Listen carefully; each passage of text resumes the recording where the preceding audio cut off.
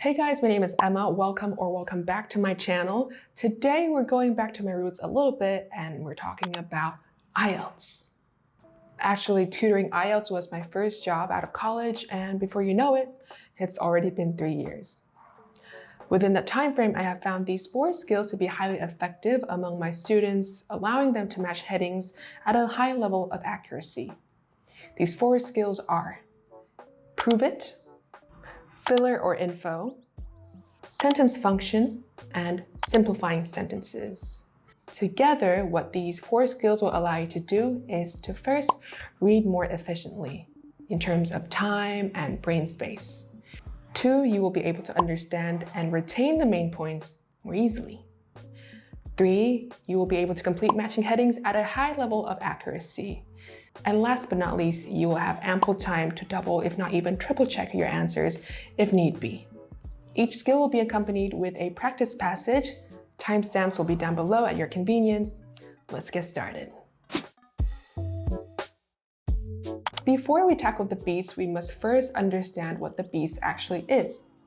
And what matching headings is really trying to do is to test your ability to pick out the main idea or pick out what is important within a text. Even more importantly, your ability to pick out what is unimportant and therefore not pay much attention to it. In other words, we're talking about your ability to skim. Even though this video is titled Matching Headings, you really can use these skills to better navigate all of your other reading question types, because this is not just a niche technique, but more so a path of logic that you can take time and time again. Till this day, I still use these skills whenever I have to read any research-heavy text, and had I known these skills in college, it would have been a total game changer. For a paragraph and its heading to match, you have to be able to prove every single part of the heading with evidence from the paragraph. So let's say we're working with heading number 3, the development of cities in Japan.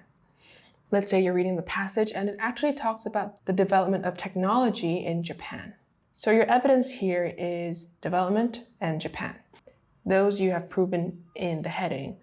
However, the paragraph talks about technology and not cities.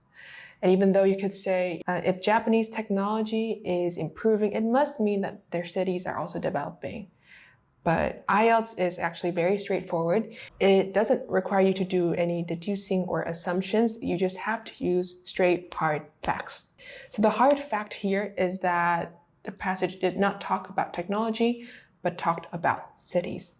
Therefore, we were unable to prove the cities part, and we can know for sure that this heading is not correct for our paragraph.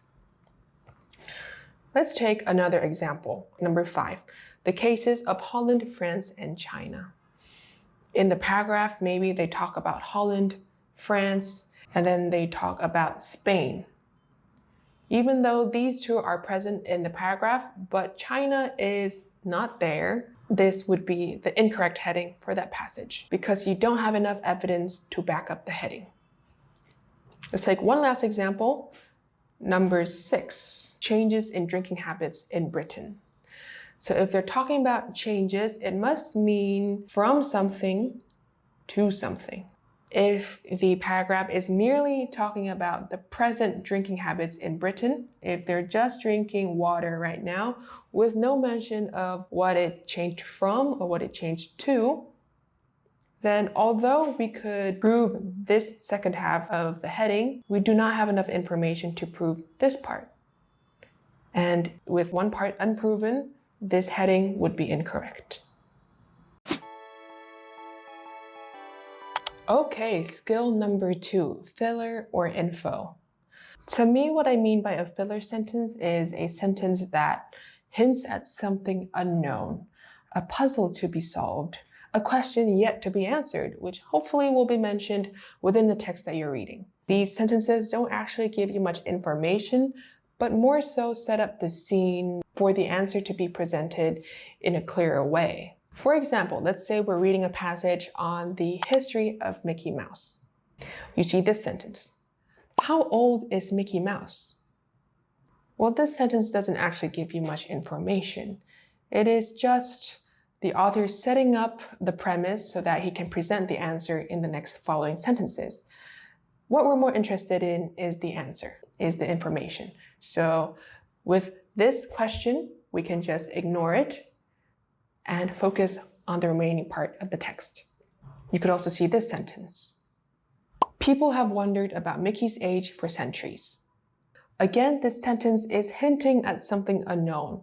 People have wondered for ages, right? We don't actually know how old he is still in this sentence.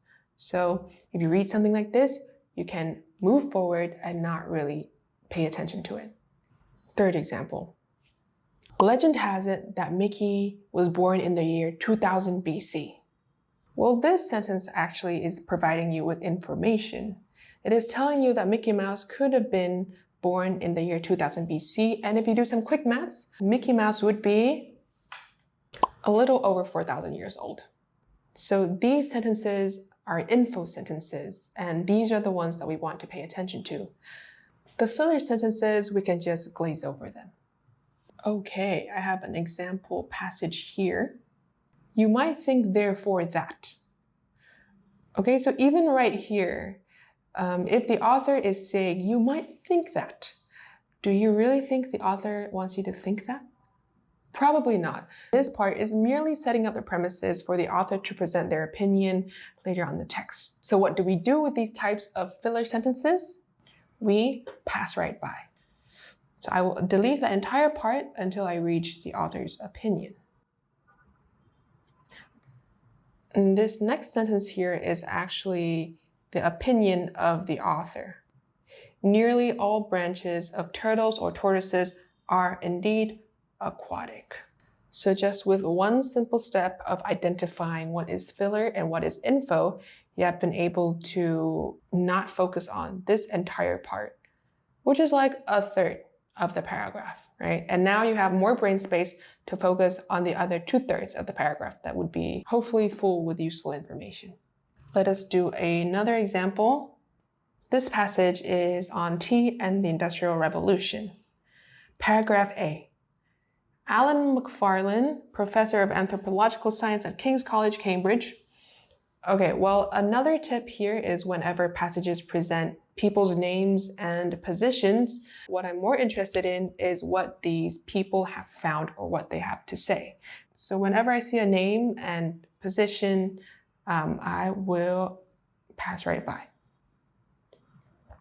So this guy has spent decades wrestling with the enigma of the Industrial Revolution. Enigma is another word for puzzle. And a puzzle is something unknown, which puts this sentence in the category of a filler sentence. It talks about something to be solved, and hopefully we'll find out in the rest of the passage. What do we do with filler sentences? We pass right by. Why did the particular Big Bang, the world-changing birth of industry, happen in Britain, and why did it strike at the end of the 18th century? Even though these two are technically questions, they do actually provide you with information. They talk about this Big Bang, this revolution happening in Britain and also happening in the 18th century. So let's look over at our headings and see what matches. Remember, we have to be able to prove every single part of the heading. First one, no, there is no talk about population. No talk about unemployment, not Japan. Time and place of the Industrial Revolution. Let's see. Does it talk about the Industrial Revolution? Yes. Time and place. Time is 18th century, place is Britain. So we have been able to prove every single part of this heading, time, place, revolution. We know for a fact that this is correct, and we can choose it with confidence. Right, so A, number 4. On to the next skill. We're moving on to the more beefy part of this video now. Each sentence of a paragraph plays a specific role in relation to the main point that the author is trying to make. Once you know the function of a sentence, you can determine how much value it can give you. and therefore whether or not you actually need to read it to get the main idea. Usually, central ideas are introduced through the form of topic sentences. They're usually the first sentence that appears in a paragraph. For instance, a paragraph on healthy lifestyle. To maintain a healthy lifestyle, people should exercise frequently. In addition, it also helps to have a balanced diet. In this example, you have two main ideas, which is to exercise frequently to maintain a healthy lifestyle and also to have a balanced diet. So you can also see the introduction of a new topic with the word in addition. Okay, so these are the ones I pay a lot of attention to. In fact, just 20 minutes of light exercise a day can boost your mood and metabolism. Sentences starting with in fact are support sentences for the idea that was presented earlier. Other types of supporting sentences can have no transition. It can just go straight into the sentence of just 20 minutes of light exercise a day can boost your mood and metabolism. Other forms of support can be an effect of what was mentioned. Therefore, these people usually live longer by 5 years. This is still supporting the fact that you need to have a balanced diet and exercise frequently. They might even provide you with evidence. For example, research has shown that the Dutch, with their daily bike riding habits, have a higher life expectancy than the rest of the European Union. So evidence is basically just illustrating the main point once again. Usually I don't place much importance on support sentences. They're just amplifying the main point that we have already identified through our topic sentences or any introduction of new central ideas. But sometimes they might give you a contradiction or an exception, starting with however or nevertheless, or words like that. However, too much exercise can put a strain on the body, creating mental stress and therefore having a negative effect on one's quality of life. So when these contradictory sentences pop up, they sort of challenge the main idea. So I like to pay more attention to these sentences.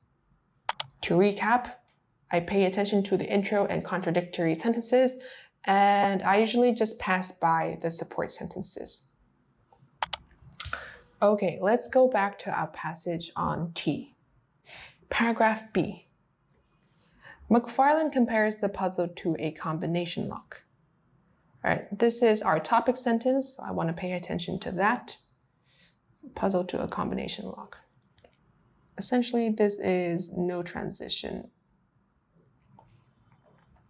So what it's doing is supporting this sentence. So feel free to pass right by this sentence.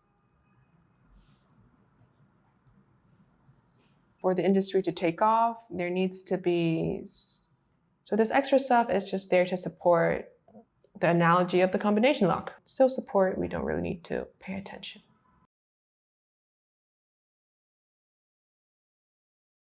While this is the case for England, okay, so this is hinting at maybe an exception.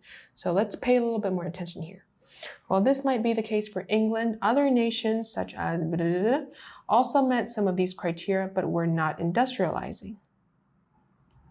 All these factors, again, no transition, which means it is support for this idea here. With that, we also can skip right by. More of the same. Most historians are convinced that there are one or two missing factors that you need to open the lock. Okay, so some missing factors as to why these guys are not industrializing. Just more support, you don't have to remember that. Okay, so from the remaining fragments, what we have is the puzzle of this industrial revolution is like a combination lock. And it happened in England, but some other countries, even though they met these criteria, these factors, they still could not industrialize. Okay, so that is our main idea. Let's go find a matching heading.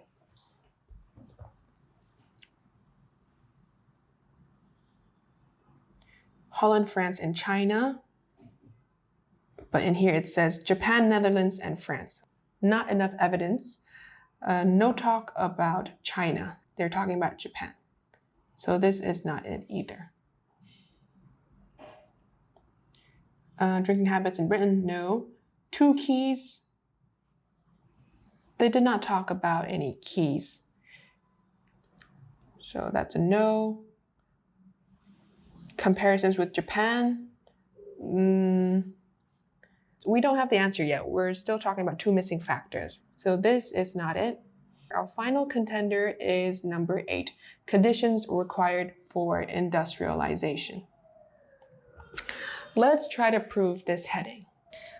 They're talking about some missing factors. This could be synonyms for conditions, but let's actually find conditions within this paragraph. There are about 20 different factors, and they give you, there needs to be technology, power, urban population. Oh my God, the list goes on. These are your conditions required for industrialization. Industrialization in England. You have been able to prove the conditions part and the industrialization part, and you can know for a fact that this heading is correct. Paragraph C. The missing factors he proposes are to be found in almost every kitchen cupboard. But what are the factors? They're not telling us. So this would be, again, a filler sentence, and we can pass right by. Tea and beer, 2 of the nation's favorite drinks, fueled the revolution. Aha, this is our information. This is our central idea. Let's highlight that. The antiseptic properties, okay, they're getting technical now. And again, we can tell that right here, there is no transition, so it must be supporting the previous sentence. We can pass right by. This theory sounds eccentric. This is no transition, but it sounds like a contradiction. So let's pay a little bit more attention here. The theory sounds eccentric, but once he starts to explain the detective work that went into his deduction, the skepticism gives way to wary admiration. People were skeptical at first, but then they were like, you know what? He has a point. So they're basically supporting him. So we don't have to remember because it's just supporting. McFarlane's case, okay, this is, again, no transition. It's a support sentence. McFarlane's case has been strengthened by support. Okay, more support. So it's just more of the same. So we don't have to give it much attention. Which brings our main idea down to this one sentence. Tea and beer, 2 of the nation's favorite drinks, fueled the revolution. Now let's go find the heading. I'd say it is number 7, 2 keys to Britain's Industrial Revolution. Yes, this is talking about Britain. And the 2 keys are tea and beer. We have proven all parts of this heading, so we know for a fact that it is correct. Paragraph D. McFarlane had wondered. Again, some wondering, something unknown. It's a filler sentence. We pass right by. Historians had alighted on an interesting factor around the mid-18th century that required explanation. Okay, an interesting factor, but they're not telling us what it is. More filler. Between these years, the population in Britain was static. Okay, this could be something important. But then there was a burst in population growth. I'm going to pay more attention to this one. McFarlane says, he's saying something, there is no transition, must be support. People suggested 4 possible causes. It's kind of like filler, right? Because it's possible, but we're not sure. Was there a sudden change in the virus? Questions. Answer is also kind of ambiguous, so filler. Was there a revolution in medical science? So they're basically asking a question and then saying that the question is wrong. So we don't need that. Was there a change in environmental conditions? These were small gains. Again, they're not giving us any leads here. It just feels kind of ambiguous right now. Sanitation did not become widespread until the 19th century. Again, this is support for this previous sentence. So we don't need to care about that. The only option left is food. Okay, could be a new idea. Let's check it out. But the height and weight statistics show decline, so the food must have gotten worse. Again, ambiguous. I'm going to give this last sentence one shot. Efforts to explain the sudden reduction in child deaths appeared to draw a blank. It's just a whole bunch of ambiguity.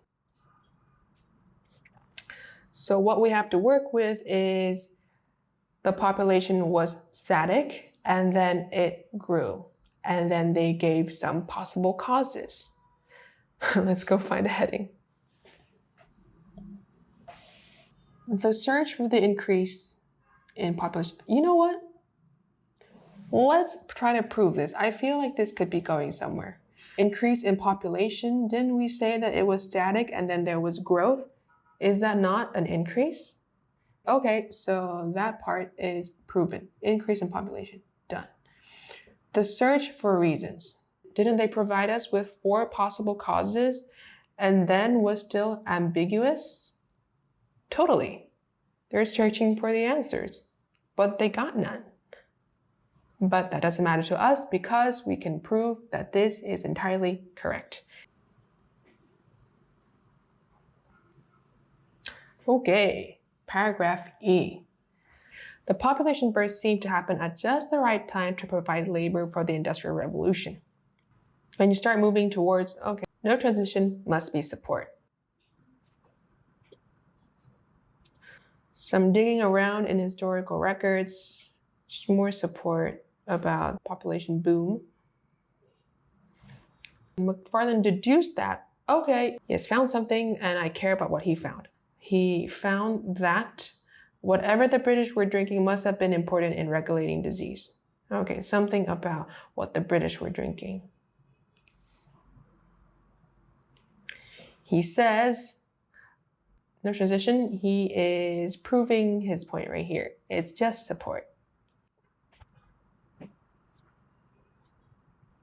But we're seeing a but, contradictory. Let's pay a bit more attention.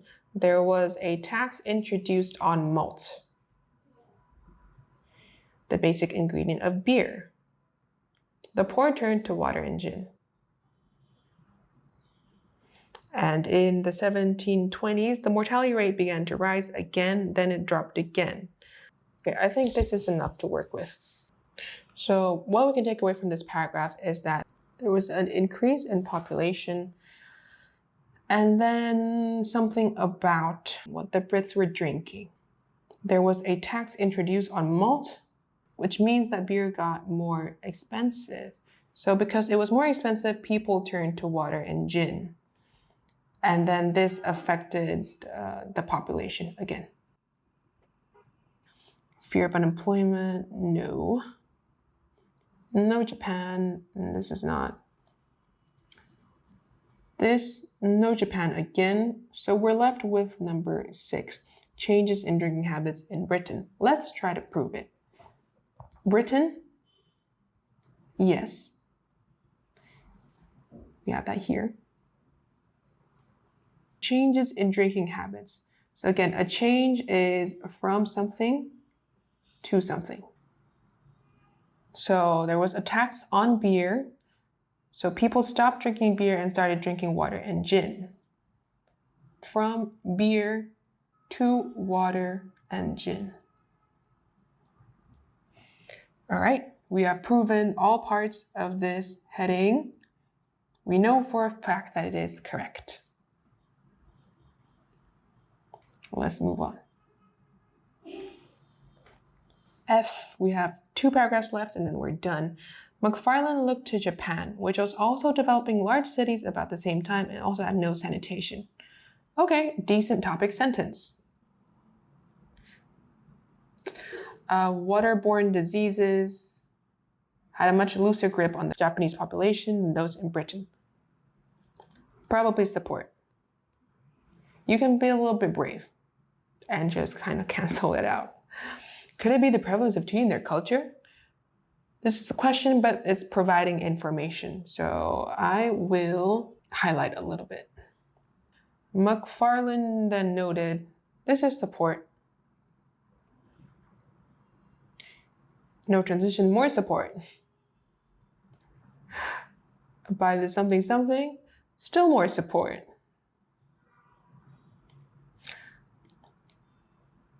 McFarlane guessed that, okay, could be presenting some information here. The fact that water had to be boiled together with properties of tea meant that milk had to be healthier.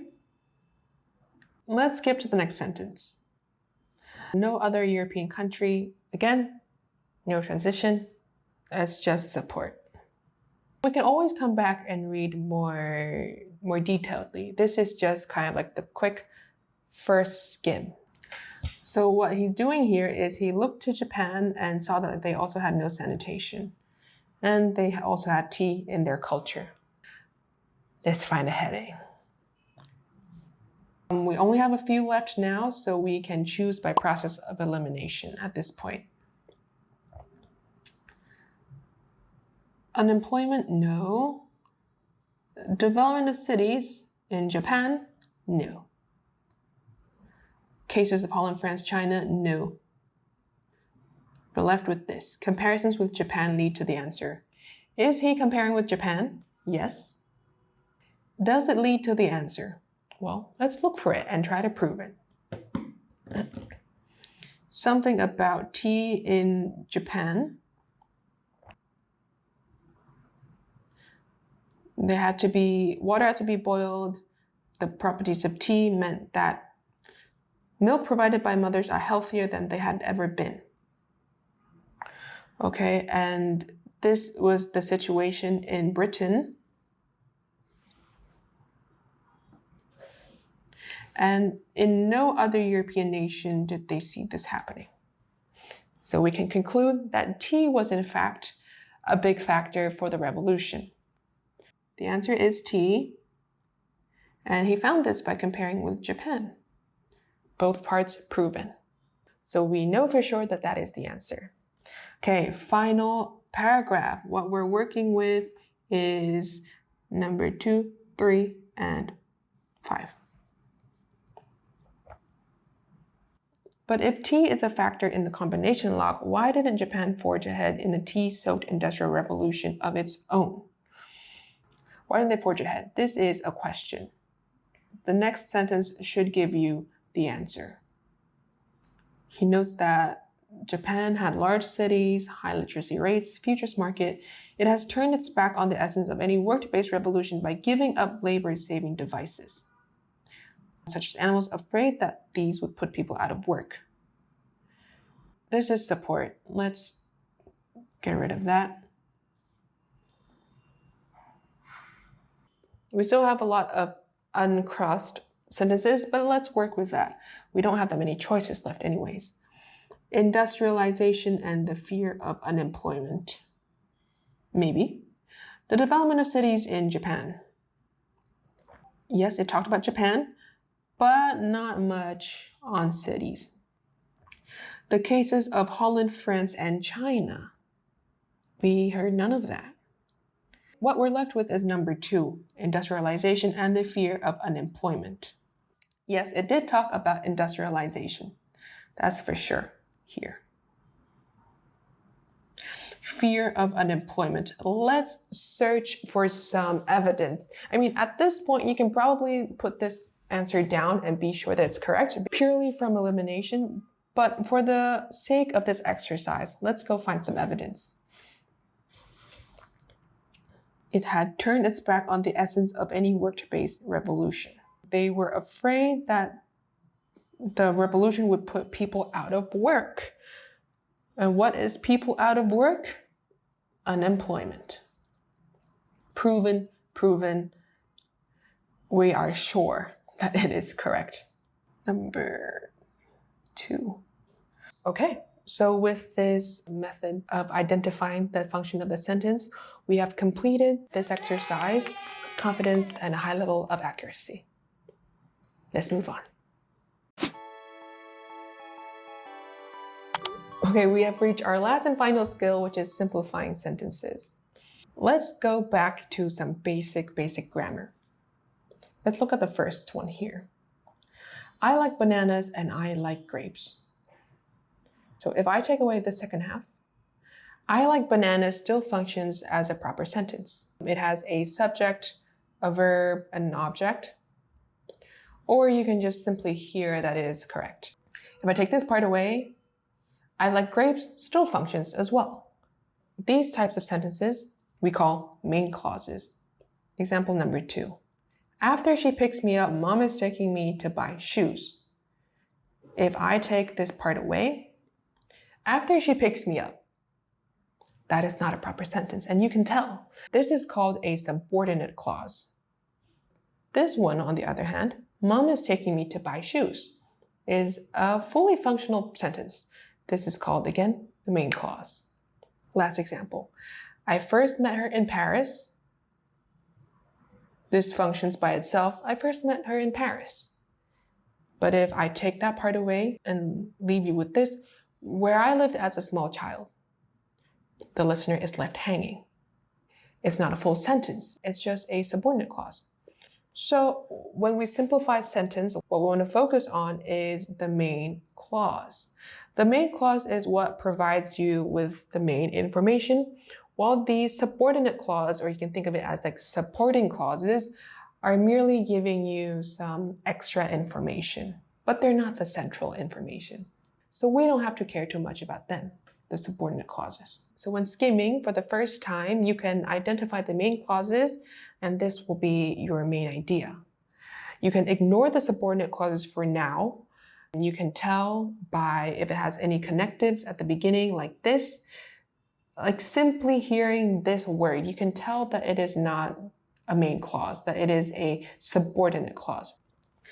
So other ways to identify extra information is if you see information presented within 2 commas or 2 dashes like this. It gives detail, but it is not the main idea.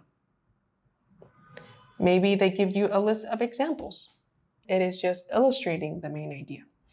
So with those, we can pass by them as well. So what's left of your main clauses, you can generate the main idea. And you can make note of this before you move on to the rest of your exercises. For instance, the CD that Thomas scratched will no longer play. The CD will no longer play. That's a full sentence. You can get rid of this. The puppy with white paws was chewing on your shoe. This is extra info right here. You can get rid of that. The people whom, okay, just by this word, it signals extra information. So you can get rid of that. So exercise for you is to complete these 3, pause the video, and I'll be right back with the answers. These are your answers. As you can see, you've eliminated a big chunk of information that you don't have to remember. Let's take a look at number 14. From Caesar, comma, which was the title of the Roman leaders, comma. This is merely extra info. We can get rid of that. And we're left with, from Caesar comes Tsar. Number 15. Theodore Roosevelt, comma, comma. We can pass right by. Theodore Roosevelt inspired the term teddy bear. Okay, so let's pause the video and complete these 5 questions, and I'll be right back with the answers. So what we're left with are the main clauses, and this is the most important information. We have a passage here on, is anybody out there to search for extraterrestrial intelligence? Paragraph A is already done, so we don't have to do that. Let's quickly cross out number 5. Let's move on to paragraph B. So in discussing, just here, right here, you can tell that it's support. So we pass right by. Most Jedi scientists adopt 2 ground rules. First, UFOs are generally ignored since, okay, this is the reason. This is the main idea. The main idea is that they're generally ignored. And the reason being, the reason we don't need to pay too much attention right now. Although it is also important, this signals a subordinate clause, which is supporting info. Second, we make a very conservative assumption that we are looking for a life form that is pretty well like us. Since, okay, more explanation, that can go. In other words, again, this part is subordinate. The life form we are looking for may well have 2 green heads and 7 fingers, but it will nevertheless resemble us in that, it will resemble us in that so this is reasoning. So what we're left with is UFOs are generally ignored, and we are looking for something pretty much like us and something that resembles us, so same thing. Let's find a heading that matches that. First one, transmission radio signals, no. Responses of signals from other civilizations, nope. Vast distances, no. Did not talk about distances. Assumptions underlying search for extraterrestrial intelligence. I think it could be this. So, because assumptions is their ground rules. This is what they're assuming. And of course, they're searching for ETs. Here is the life within the UFOs. Okay, let's move on. Paragraph C, even when subordinate clause, our understanding of other life forms is still severely limited. We do not know. Okay, for example, this is an example, and what do we do with examples? We can pass right by. However, when we look at, subordinate clause, it seems inconceivable that at least one of these planets does not have a life form on it. In fact, the best educated guess we can make, comma, extra info right here, let's get rid of that, leads us to estimate that perhaps 1 in 100,000 stars might have a life-bearing planet orbiting it. This means that our nearest neighbors are perhaps 100 light years away, comma, more info. What we're left with is our understanding is limited. So we have some neighbors. These many stars might have some life. Okay, I think that's enough. This shouldn't be too hard. Transmission of radio, again, no. Response signals of essences. Not really. That was not the point. The point is that we don't know too much, and it's not about the distance. Knowledge of extraterrestrial life forms. Well, understanding is limited, so I don't think this is going to be about knowledge. Likelihood of life on other planets. Sure, our understanding is limited, but 1 in 100,000 stars might have a life-bearing planet. Might have, right? Might is talking about the likelihood of life. Our nearest neighbors are perhaps just 100 light years away. Perhaps, might. These are all words that signify likelihood. Other planets, yes, we're talking about other planets right here. So, all parts of this is proven. We know for sure that number 7 is correct. Paragraph D. An alien civilization would choose many different ways of sending information across the galaxy, but many of these either require too much energy or else are severely attenuated while traversing the vast distances across the galaxy. Okay, it's a long sentence, but they're talking about sending info. I have a feeling that it could be number 1 or number 3. Let's keep going. It turns out that subordinate radio waves have this frequency. This is just technical information about the waves, which I'm not going to spare brain space to try to understand. So far, there have been a number of searches for various groups around the world. Okay, including these places, which I don't need to know. Until now, there have not been any detections from a few hundred stars. The scale of the searches increased dramatically. I usually ignore numbers. Numbers are usually just evidence to prove a main point. This project, again, more about the project. At this point, I am going to start using sentence function because it's very long and technical. Lots of numbers, which is just evidence, again, to support the main idea. No transition. Just explaining more technical information, 1 part, 2 parts. I would not be able to understand this in this time frame. But they're talking a lot about frequencies and stuff. Knowledge of extraterrestrial life forms. I don't think that this is the right answer because they talked a lot about like signals and hertz and things like that. So I don't think it's this one. Not this one either. Distances was not the central idea here. Appropriate responses to signals from other civilizations. This paragraph is more so talking about what humans are doing and not what the other civilizations are sending out. So this would be incorrect.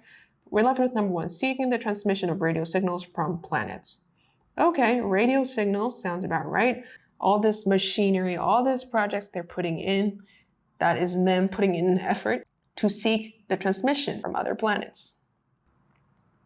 We have been able to provide evidence for all 3 of these parts, so we know for sure it is correct. Number 1. Okay, our final paragraph for today. There is considerable debate. This is, say it with me guys, filler, not info. So we can pass right by. Everybody agrees that we should not reply immediately. I'm already starting to think that this is number 2. They're talking about response.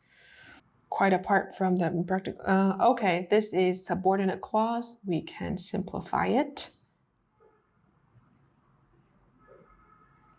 It raises a host of ethical questions that would have to be addressed by the global community before any reply could be sent.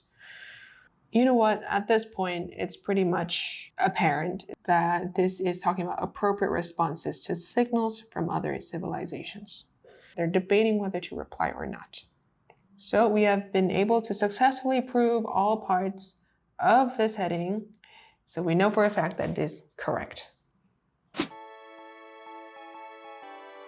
Okay, we have finished all 4 skills. Ideally, after some practice, you will be able to use all these 4 skills together depending on the passage. Make it simple for you to understand what's going on to prove the headings. And that is the end of the video. If you made it this far, congratulations.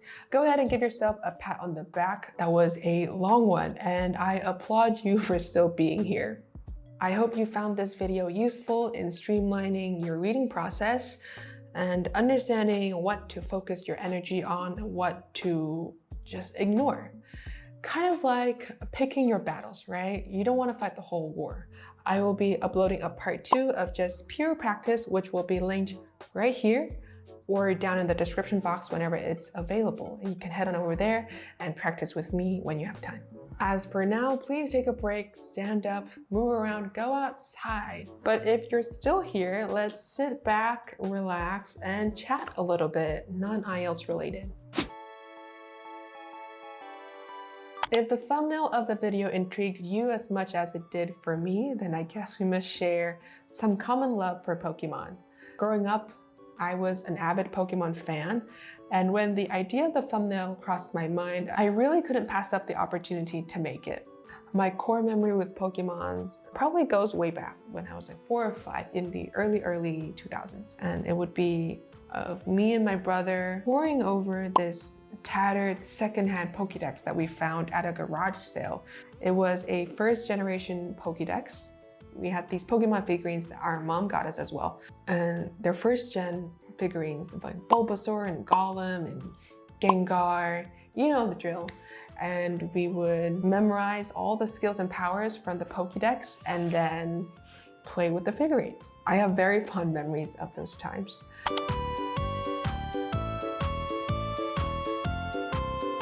Yeah, if you have any core Pokemon memories, please share it down below in the comment section. We can talk about it. But yeah, I just thought it would be a little fun topic to discuss while you sit here and relax after a long IELTS video. Anyways, thank you so much for being here. I know it was a long one, but I hope you had fun and you found something useful. If there is anything else at all, IELTS related or Pokemon related that you want me to cover, let me know down below and I'll try my best to make them happen. Thank you so much for watching and I'll see you guys in the next video. Bye!